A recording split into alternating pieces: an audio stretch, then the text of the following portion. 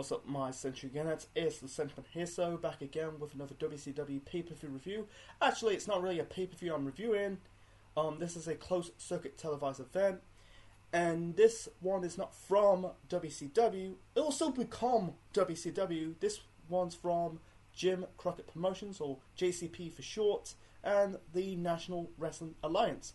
Last month marks the 40th anniversary of a show I'm going to talk about right now. That is Starcade 1984. So this show was at the Greensboro Coliseum Complex in Greensboro, North Carolina on the 22nd of November 1984. The attendance of the show was 16,000. And like I said, this is not a pay-per-view. This is a closed circuit televised event.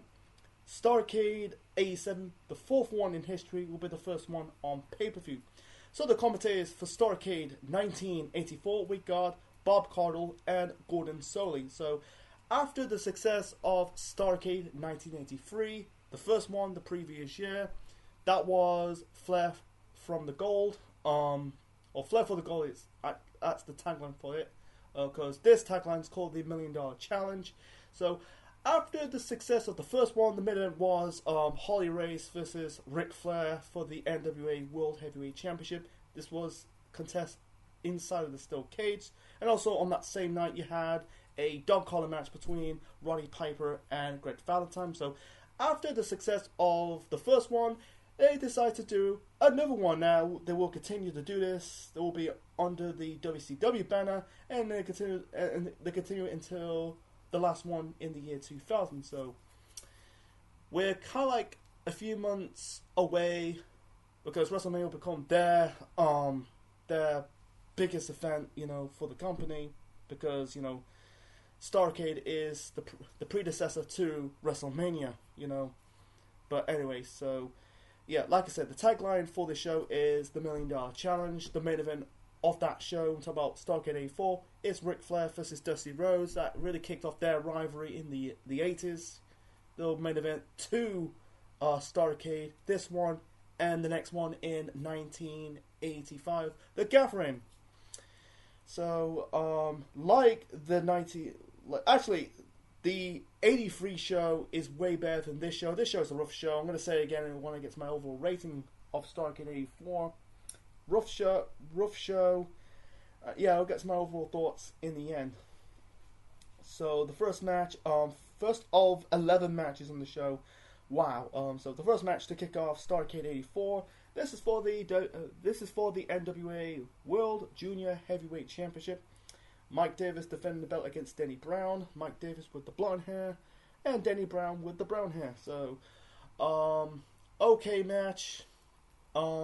Both guys were baby faces into this match. They're not like, it's not like the dynamic's not heel and face. This is just two guys, being straight, no cheating, so like that, no heel shit. But anyway, so this is the first of a pattern of the show. A lot of fucky finish. So anyway, so in the end, Mike Davis hit Denny Brown with I think it was a belly back suplex pin for the win. You thought Mike Davis retained the Junior Heavyweight Championship, but instead, the referee, by the way, is Earl Hebner. It's really shocking to me. He's more associated with the WWF than the NWA and JCP. But anyway, so he awarded it to Denny Brown. So Denny Brown won the Junior Heavyweight Championship. So still continued to this day, by the way. I thought it's another championship defunct by the NWA. It's still part of the NWA to this day, if you're not living on the rock. That NWA is run by, what's his name? Billy Corgan. Yeah, Billy Corgan. So anyway, so yeah, the match was okay, but it's a bit of a fucky finish. Afterwards, both Brown and Davis kind of hug it out, so it's just what it is, So the next match, we got Brian Adidas taking on Mr. Ito. Adidas, it's funny, his surname's naming after a clothing brand. He's basically known for wrestling in World Class Championship Wrestling. That's the Von Erich territory. And he had a run in the Portland territory. That was throughout probably the 70s and the start of the 1980s. Anyway, so the match was okay. They're just okay. Not like amazing, but they're not terrible. They're just kind of there. So, the finish was surprising. You know, Adidas doing like he kind of did. It's similar to Johnson's AA, but instead of like slamming, but he's basically spinning Mr. Ito around. He put him put him to the ground, pins him, and won. That's really shocking. But yeah, it's not a bad thing. It's got like a surprising finish. So yeah, it was an okay match. You know, for the second match. So moving on to the third match. So the third match, this is for the NWA Florida Heavyweight Championship. So this is the championships from the Florida territory. So anyway, so we got Jesse Barr defending the belt against Mike Graham, both wearing like similar same trunks. Mike Graham's one with the mustache, and Jesse Barr's one with the mullet. I think they, you know, is one with brown hair, one with blonde hair. Anyway, the match was okay. It was a technical wrestling match, but my nitpick about it was too much rest holds. You know, it's just like what it is. Yeah, it's too much rest holds. You know, you thought there was no bumps. No one. It's not real like with a technical wrestling match. You've got to have some bumps, but there's no back and forth bumps. It's just basically a rest hold, then another person doing the rest hold. I think you had Graham working on the leg onto Jesse Barr, locking in the figure four leg lock. You know, that's not this before Ric Flair's becoming his submission hold. I don't know, it's just like okay. I wish I had a lot of bumps, you know, but it's just what it is, you know. The ending was getting really good, you know. It's, picking up the pace, you know. Barr rolled up Graham, holding the tights, but Graham managed to kick out. I think it was a roll up. In the end, Jesse Barr won this match, retained the Florida Heavyweight Championship, you know. Pinned Mike Graham, putting his foot on the ropes for the win. So yeah, it was just okay. You know, it's just a tactical. It's just basically just like, yeah, it didn't really. It kind of like got really boring. You know, I wish like I said, paced things up a little bit. Had a lot of bumps and a little bit of a back and forth action. So the next match, this is an elimination tag team match. We got the Zambui Express. That's a team of Elijah Akeem and Kareem Muhammad with Paul Jones in the corner, taking on Assassin Number 1 and Buzz Tyler. Assassin Number 1 is Jody Hamilton. Jody Hamilton is the father of referee Nick Patrick. It's funny that the previous Starcade from 1983, they wrestled at the first ever match was the Assassins taking on Bugsy McGraw and Rufus Jones, not Paul Jones, Rufus Jones. I'm guess it's been 1 year since I've reviewed the first Starcade. Anyway, so this is elimination rules. Because at the moment time, Assassin Number 2, that was the future Nicholas Hernandez. He's no longer with the company. So anyway, so for the Zambui Express, that is Leroy Brown and Ray Candy. By the way, the wrestlers on the show, I'm talking about Starcade 84, I'm not really familiar with them. They're before my time. Compared to the first one, you got like Roddy Piper and Greg Valentine and Bob Warren and Harley Race. Some you could say soon to be, you got familiar faces, and soon guys will end up becoming face of the company, including Abdullah Butcher and Carlos Colon. But yeah, some wrestlers on the show I'm not familiar. They're just basically they kind of wrestled in the start of the 70s and the start of the 1980s. Yeah, they're before my time, and they're not really. I don't think they're really household names. So it's just what it is.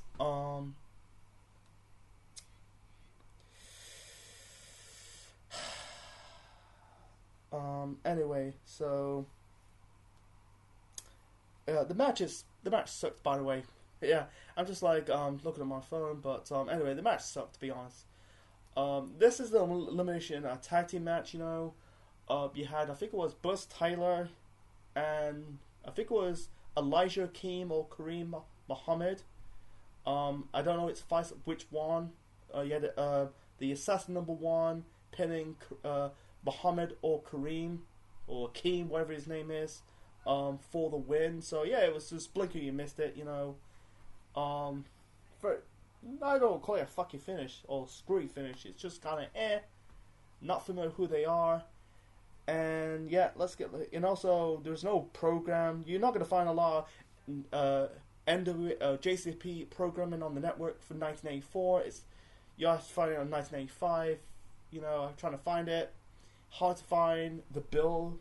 I don't think there's any bill. I think some matches was kind of there to beef up the card. So, for the Zambui Express, actually, let's talk about Buzz Tyler. By the way, Buzz Tyler would go on to capture the NWA Mid-Atlantic Heavyweight Championship in March of 1985. Then he ended up leaving the company because he had a bust-up with the booker at the time was Dusty Rhodes. And yeah, a lot of wrestlers end up leaving the JCP and the NWA to go to mostly end up going to the WWF, because at the time the WWF was starting to have that national expansion, so it's really putting the pressure on the territories in America. So, Buzz Tyler is gone. I almost call him Buzz Aldred because I'm comparing to the guy who is the second man on the moon. I know the first one was Neil Aldred, so yeah, he ended up leaving the company, and then it's just what it is. So, and also I forgot to mention Adidas would end up going back to World Class Championship Wrestling after Starcade. Forgot to mention that. I've had some aftermath on the Starcade '84 Wikipedia page. To get more information after this. It's just after Starcade, not before this. But anyway, as for the Zambui Express, by the way, they end up breaking up. Kareem Muhammad, his real name is Ray Candy, end up spent a short time in Ole Anderson's CWG promotion. He ended up going back to the Florida territory, and then Elijah Keem, that is Leroy Brown, end up resuming wrestling under his previous name as Bad Boy Leroy Brown. He ended up going back to Japan and also the UWF.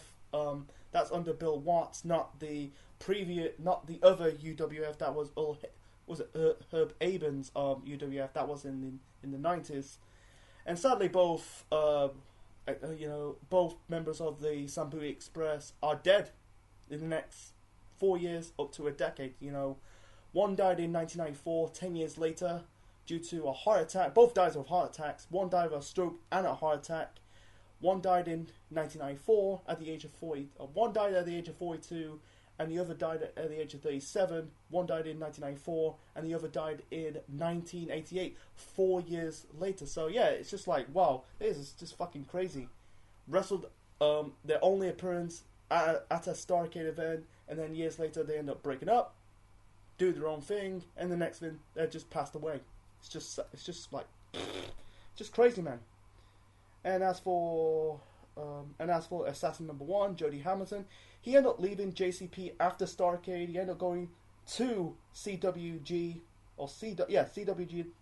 I'm getting yeah, that's right, CWG, as a heel under Jimmy Hart. But Hart didn't stay in that company because he ended up going to the WWF. And yeah, it's just what it is, because CWG ended up getting bought out by JCP. So that was a bad match. So let's move on to the next match. So the next match, this is for the NWA Brass Knuckles Championship. Black Bart, team in the corner of Black Bart, we got JJ Dillon, part of the. He ended up ended up being the manager of the Horsemen and part of the booking committee in WCW in the Monday Night War era. Managing Black Bart, defending the belt against Manny Fernandez, the Raging Bull. It's funny that there's a film called Raging Bull that stars Robert De Niro. That was a black and white film. I think that was years before the Rocky film. It's funny, they're doing this film. There's a film back in 2015 called The Grudge Match, that stars Robert De Niro and Sylvester Stallone. So I might review that film one day. I think it's one of the most forgettable films, you had you got one guy playing Rocky, one guy plays the Raging Bull. So anyway, so Manny Fernandez is one half of the NWA Tag Team Champions with Dusty Rhodes. By the way, Dusty Rhodes went on to will have a match later on. We'll get to his match in the main event soon. In this video, so the match, it was okay, like the Jesse Bar Mike Gray match from earlier. No bumps, no one's taking the bumps. It's a good brawl.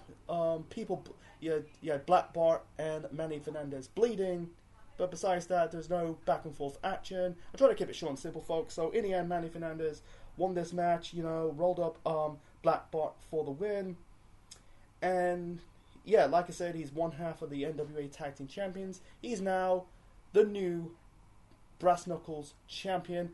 Manny, 2 belts. Manny, 2 belts, man. So, unfortunately, it never lasts long because 2 months later, he ended up dropping the title back to Black Bart, holding that belt for 1 year, and then he dropped it to Ron Bass, and then the title was deactivated at the end of 1986. So, very usual gimmick for a championship. The gimmick of this match, you got your fist taped up with brass knuckles underneath, and you just punch. It's just punch, punch, punch, punch, punch, punch. Do I mention punch, punch, punch? It's just what it is, man. So, it's just what it is, man. It only lasts about 7 minutes. No one shit the bed. Didn't outstay its welcome, but I wish they had a lot of action instead of punching. I wish they had some bumps. You got good blood, good color with the blood, but I wish they had more bumps and more back and forth action. So, anyway, the next match, we've got the Tuxedo Street Fight Loser Leaves Title match. We've got Paul Jones taking on Jimmy Valiant. Jimmy Valiant, the previous year, he wrestled at the first Starcade under the name of Charlie Brown from Out of Town, won the television championship from the Great Kabuki. Kabuki's gone. Jimmy Valiant faking the title, going back to his real name of Jimmy Valiant. So this match sucked. I'm sorry. Here's the reason. So Jimmy Valiant beating the crap out of Paul Jones. Paul Jones is not really he's not really an athlete. He's really a manager. Jimmy Valiant ripping the tuxedo. We call it, in the UK we call it a dinner suit, but ripping the tuxedo off of Paul Jones. He beat the crap out of him. Paul Jones is bleeding. Jimmy Valiant, there was a referee bump, by the way. Valiant made Jones passed out. You got one member of the Sambui Express. Is it Akeem or Muhammad? Don't know. There was a referee bump. Out comes JJ Dillon, smacking Jimmy Valiant with some kind of international. Actually, it's a foreign object. It'll soon become the international It'll become the international object a decade later. But anyway, so JJ Dillon held Paul Jones, beat Jimmy Valiant in this match. So Jimmy Valiant is gone from JCP. Bit of a fucky finish, by the way, and it was you thought like Jimmy Valiant would win this match, but instead, it's just unfortunately that's not the case. And as for this rivalry between Paul Jones and Jimmy Valiant, it would continue. It'd be a years-long feud from JCW. Oh, keep saying JCW, but JC put that almost compared it to Juggalo's Championship Wrestling. But it will continue their rivalry in 2 different promotions, in JCP and from CWG. Valiant went up leaving the company, going to GCW for a cup of coffee. He ended up going back to JCP, in 1985. So yeah, it's a bit debatable. Some of these gimmicks, if the loser wins, they end up like leaving. They never stick by it because unless it's like a storyline progression, you end up coming back like months later or a year later, or maybe that person actually left the company. So it's just what it is. It's the shortest match of the night. No one shit the bed, but it's just what it is. Bit fucky for me. Anyway, so the next match, this is for the Mid Atlantic Championship. Ron Bass, the champion, defending the belt with JJ Dillon in his corner, defending the belt against Dirty Dick Slater. There's a video package, on this show. You had Dick Slater and getting beat down. I'll get to another match later on. I'm going to talk about but anyway, so the match sucked. It's a back-to-back match sucked. It is sucked. Here's the nitpick about it. It's just boring. The whole bulk of the match, you had Dick Slater. By the way, the previous year he wrestled under he kind of wrestled as a heel, teaming up with, I think he teamed up with Bob Orton. I don't know who they face. It's been 1 year since I reviewed the first Starcade, but at this moment in time, Orton's gone. He's gone to the WWF. That's the reason why Randy's in the company to this day. But now Dick Slater is now a babyface. Anyway, so the whole bulk of the match, he had Dick Slater chasing JJ Dillon, Dillon interfering without the referee noticing. There was one spot, Bass, ended up going to WWF anyway. That was later on in the 80s. Don't know, maybe 86 or 87. I'm not too sure. Don't quote me. He ended up punching Dick Slater. It was a bit of a seesaw spot. That was kind of fun. Once again, a fucky finish. That is the pattern of this show. A screwy fucky finish. Slater throw the referee away. He kind of throw the referee, knocked the referee over, something like that. Hit the leg drop. Referee saw, didn't do the 3 count. Disqualified Dick Slater. So Ron Bass won the match by disqualification. Dick Slater got his heat back. And by the way, Dick Slater is not related to Heath Slater. He's a different Slater, beating down both JJ Dillon and Ron Bass to get his heat back. So yeah, this was not a good match. Bit boring. Mostly just Dick Slater chasing JJ Dillon around the ring. Let's move on to the next match. So, like I said, as for the Mid-Atlantic Championship, Dick Slater went on to beat Ron Bass for the championship, and then he ended up dropping the belt. He ended up dropping the belt. Actually, it wasn't really Dick Slater, by the way. It's actually Ron Bass ended up dropping the belt to Buzz Tyler, like I said from earlier. And then the title was vacant because Buzz Tyler ended up leaving JCP because of the dispute with Dusty Rhodes, the Booker. And, it's just what it is. Let's move on to the next match. So the next match is the Breath of Fresh Air, man. Breath of Fresh Air.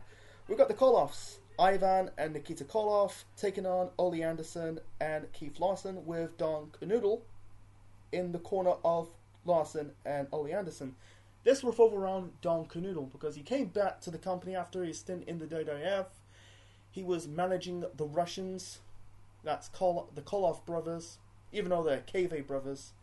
So anyway, they were the tag team champions, and then suddenly they dropped the belts to Dusty Rhodes and Manny Fernandez. Koloffs turn on Don Kanoodle and breaking his neck in the process in kayfabe. WWF will do it years later with China and the Right to Censor. I don't like that, doing a storyline like revolve around neck injuries, because some wrestlers over the years in the history of wrestling end up having neck injuries they end up becoming career ending. I don't want to get into that. I don't want to beating the dead horse about it. So it's just what it is. So Keith Larson, he's basically fighting for the honor of his brother, teaming up with Ole Anderson. Because, by the way, Ole Anderson is he owns his own company called CWG. Like I said in this video, the company ended up getting bought out by JCP. Because at the time the territories is taking the toll because the WWF doing the national expansion. And they became the superpower at the time, so it's not killing. I'm not going to get into that. Go look it up on the internet. But anyway, this match was good, man. Better than most match I saw on the show. Good back and forth match with both tag teams. Ollie Anderson, I know who he is. You know, part of the Horsemen. He ended up becoming a booker in the company when JCP was soon become WCW. You know, the babyfaces got their heat first, then the heels. In the end, one of them attacked Don Canoodle, who's wearing a neck brace. There was a segment of him in his house on the bed. I watched a video of it, you know, for my preparation for this video, for this review on YouTube, that he's on the bed, not moving. Like I said, it's a bit tasteless, you know. WWF will do it, like I said, do it years later in 2001 with China and the Right to Censor group, you know, but anyway, so one of the Russians knocked him down. I think it was Ivan or Nikita. Warren hit Keith Lawson in the ring with the Russian chain, so the Russians won this match, and afterwards they're about to attack Keith Lawson, trying to injure him. Out comes Don Canoodle.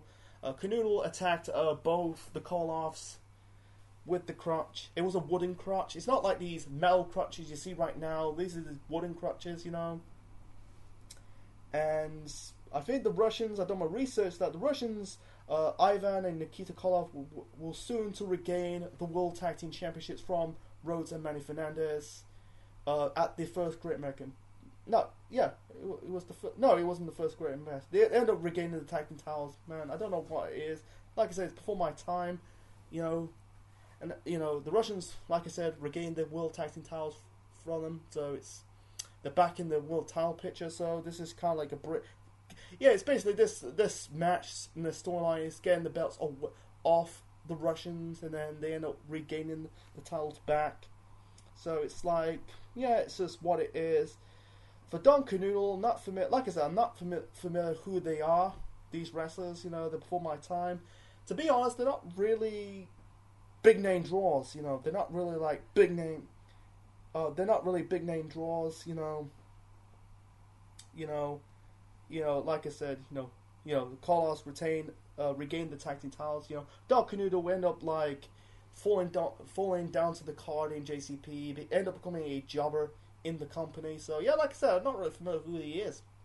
It's not like I don't really know who they are. These wrestlers on this show, this before my time. Like I said, they're not really household names. You got some wrestlers that end up becoming familiar names or slight bigger names, but they're not really like some of them are just kind of like falling off the wayside, whether it's injuries or drugs or whatever, you know, leaving the companies on bad terms. It's just what it is. So moving on to the next match, we got, this is for the NWA Television Championship. Tully Blanchard defending the belt against Ricky Steamboat. This is a rivalry lasts for months now. Like I said, there was a video package early on the show. You had Tully Blanchard teaming up with the Lone Rider. Was it the Lone Riders are called? That is Ron Bass and Black Bart. Almost forgot his name. Yeah, the beatdown Dick Slater and Ricky Steamboat. Tully injured the back of Ricky Steamboat. And also there was a video package of not on the show, but I watched a clip on YouTube that they end up attacking Ricky's younger brother. You get some more heat. Anyway, this match is match of the night. It's funny, like by the time I'm recorded this and put this on YouTube, Tully's daughter Tessa just recently came back from just returned to TNA. It's funny, like Tessa surpassed her father, because Tessa is a world champion in the women's and the men's side. She's a former Knockouts champion, former TNA world champion or Impact world champion. At this moment in time, TNA is back as TNA. Before that, it's just Impact Wrestling. So, anyway, the match was this match was good, man. Good back and forth, good technical wrestling. It's a polar opposite than Jesse Barr versus Mike Graham and Manny Fernandez versus Black Bart. This time had some back and forth bumps between both guys. At least you had some bumps. Really good match. You had a Steamboat selling the ribs. That's part of the story. Like Tully injured the back of Ricky Steamboat. Tully bled buckets in this match. Like I'm guessing he took some nasty stiff punches by Steamboat. Anyway, I'm trying to keep it short and simple. You know, Tully used the brass knuckles onto Steamboat not once but twice. You know, before that, you know, Steamboat he did like a move off the top rope. It was a splash. Blanchard kicked out. In the end, there were, you know, Steamboat was going for like the sunflip pin, but instead Tully hit Steamboat for the second time with the brass knuckles. With the referee noticing, I'm guessing the referee saw Tully hitting hitting Steamboat with a normal punch. He kind of put the brass knuckles back into his trunks, pins him, and retained the television championship. And yeah, and by the way, this is Ricky Steamboat's first swan song in the company, because he had a dispute with the booker Dusty Rhodes. Like I said, WWF doing their national expansion, putting the pressure in the territories in America. So yep, Steamboat left the company. He ended up going to sign with the WWF and wrestled at the first WrestleMania months later. That'll be their first closed circuit televised event. And it's funny that Steamboat, you know, wrestled. It's usual. Like Steamboat is the guy wrestled at the first Starcade in 1983 and the first WrestleMania in 1985. He came back to the company 4 years later in 1988 because at that time, you know, JCP was Supercom WCW, feud with Ric Flair, and winning the world title. So both guys are very underrated. As wrestlers, you know, Tully is very underrated. I know who they are, you know, part of the tag team with Arn Anderson, part of the Horsemen, and part of the Brainbusters in the WWF, you know. But to be honest, very underrated worker, man. Same as Ricky Steamboat. They don't really get any credit, you know. I feel like both guys were so, what's the word? Not underlooked, but overlooked, you know. They're just kind of like, maybe they don't, at the time they don't see them as stars, just basically just normal mid-carders. But it's just what it is, man. And by the way, Tully ended up dropping the television title to Dusty Rhodes. That was in 1985. So that was that. You know, that's another note. You know, I check on these aftermath notes in the Starcade 84 Wikipedia page. You know, for my preparation for reviewing this show on my channel. Anyway, let's move on to the next match. Try to keep it short for this next match, the 10th match of the show. This is for the United States Championship. Wahoo McDaniels taking on superstar Billy Graham. Holy fuck, Billy Graham. You know, it's funny, these guys, they're more associated with the WWF than JCP, WCW, and the NWA. Anyway, so he left the WWF. Now he's at I don't think he stayed in JCP that long. He's there for a cup of coffee. He ended up going back to the WWF. Great example. He kind of commentated the first SummerSlam from 1988. So anyway, so the match was short. It's the shortest match of the night. I don't call it a bad match. It was just kind of there. In the end, Wahoo McDaniels won this match. Hits like the tomahawk chop onto Billy Graham for the win. And by the way, he ended up dropping the belt to a young Magnum TA, and Magnum TA ended up having the feud with Tully Blanchard. It's funny, like, you know, both Magnum and Tully are the father and the stepfather of Tessa Blanchard. You know, I watched that documentary of this was building up to Tessa's feud with Sami Callihan at Hard to Kill in 2020. I'm guessing that documentary is cut due to, you know, maybe it's due to like Tessa left on very bad terms with the company in 2020. They might restore it, you know. It's really, you know, you get more information about Tessa Blanchard, you know, as a wrestler, you know. You don't get an interview by Tully Blanchard because at the time Tully was in AEW. This is before, you know, Impact was in a working relationship with AEW. So moving on to the main event. The main event, this is for the NWA World Heavyweight Championship. Ric Flair defending the belt against Dusty Rhodes with boxing legend Smoking Joe Frazier. Not Fraser, you know, the YouTuber in the UK. You know, he's a fitness YouTuber, you know, Joe Frazier. But no, it's Smoking Joe Frazier. It's funny, like, WWF will do it months later, at the first WrestleMania, they brought in another boxing legend, Muhammad Ali, Cassius Clay, you know. Anyway, so like I said at the start of this video, you know, Ric Flair won the World Heavyweight Championship from Harley Race at the first Starcade in the steel cage match.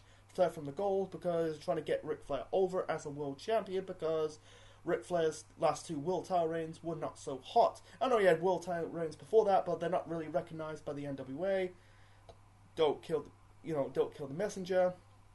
So I'm guessing Dusty Rhodes is the the next challenger, and the world title is not on the line. This is revolved around money. Also, $1 million is also on the line. And by the way, in the Tully Blanchard Ricky Steamboat match, this is for $25 million. You know, not a lot of money in wrestling. You know, in wrestling matches today. I wish I had more money stipulation matches in wrestling. The last match revolved around money. It was a match between, in my knowledge, Matt Hardy versus Adam Hangman Page. I think it was Revolution of 2021. So I wish they fight not just for the championship, but more for money. Anyway, so the match was good, but like I said, fucky finish. Joe Frazier got involved. He got involved so much in this match. Really took this match away. You know, Flair and Dusty Rhodes are kind of like you know, good chemistry. One moment of the match, both guys are baby faces. You know, Flair and Dusty Rhodes. One moment of the match, you know, you had Flair pushing Dusty Rhodes into the ring post. His eye was bleeding. You had Joe Frazier, you know, basically checking up the eye, looking up, kind of check on Dusty about his eye. Anyway, so Flair's doing some punches onto Dusty's injured eye or bleeding eye, and Frazier just basically stopped this match. Flair won this match, retained the NWA World Heavyweight Championship, and that was it. So yeah, this was a fucking finish. I can understand, you know, he's trying to call down the road. Basically, kind of call down the middle. You know, he's a guy. You know, even though wrestling is predetermined, boxing you just basically knock someone guy. You got to win by knockout or split decision. You know, or tactical decision to win a fight. But I understand why he did that. You know, Smoky Joe Frazier. You know, they did like a post-interview match on the network version of the show. He can't even speak, man. It's very sad he's no longer with us. You know, he died in 2011, but I understand why. You know, it's not like Muhammad Ali, because in Muhammad Ali, in the main event of the first WrestleMania, he ended up like punching the heels. I think it was Roddy Piper or Bob Orton. You know, he ended up getting replaced by the actual referee. Doing it, you know, an actual referee. But it's just what it is, man. By the way, Flair and Dusty Rhodes ended up fighting at the first Great American Bash the following year in 1985. You know, Rhodes ended up winning the TV title. Then he went on to win the World Heavyweight Championship from Flair. And by the way, they end up main event the next Starcade in 1985. And this time, Flair will be a heel. Rhodes, you know, once again a babyface. And then, you know, Flair end up forming the Four Horsemen. And I think Flair and Rhodes, man, I think they're both the Star Wars of Starcade. You could throw Sting in that category, but I think the two guys really made Starcade the big show was Flair and Dusty Rhodes. You know, even though Starcade was created by Dusty Rhodes, it's very like by the time Rhodes was in his 30s, it's very funny in our current timeline. You know, Cody is in the same footsteps of Dusty. You know, by age wise, you know, he won his first world title. I'm talking about like in WWE. You know, no, he actually won it in his 30s. They both, you know, I think both Rhodes and both Dusty and Cody won their first world titles in their 30s. You know, they end up becoming bookers. You know, because Cody was the founder of AEW. You know. Anyway, I'm gonna shut up, man. I'm kind of rambling, but I'm trying to get my points across. So, besides that, it was a good match, but like I said, I wish they did it without Smoky Joe Frazier. You know, he really. My overall rating of Starcade 84, I'm going to give it a 4 out of 10. This is a rough show to watch. Took me 2 days to watch. This is a 3-match show, to be honest. The 3 matches I put in the good is the call-offs versus Keith Lawson and Ole Anderson, the TV title match between Tully Blanchard and Ricky Steamboat, and the main event between Ric Flair versus Dusty Rhodes for the NWA World Heavyweight Championship instead of the finish. Yeah, this show, like I said, rough. Not too many, but there's a bit of fucky finishes of these matches. The undercard is a bit okay, just okay. Yeah, this is a massive drop off from Starcade 83, the first one the previous year. It's not a terrible show, not great, but I call it an average show to watch. A bit of a stinker. So, what's your thoughts on Starcade 1984? Please leave your thoughts in the comment section below. Smash that button, click the like, click the bell, subscribe to the Central Man Network on YouTube, be part of the Central Unit for more wrestling videos and more. Next time, let's review another classic Starcade show. This time, travel forward to 14 years into the future to the year of 1998. So, we got Ric Flair versus Eric Bischoff, Flair's first match since the lawsuit. Goldberg versus Kevin Nash for the WCW World Heavyweight Championship. Kevin Nash's first pay-per-view match as the new booker of WCW. Yep, I'm reviewing Starcade 1998. Until then, this is the Central Man officially signing out. Check you later, folks.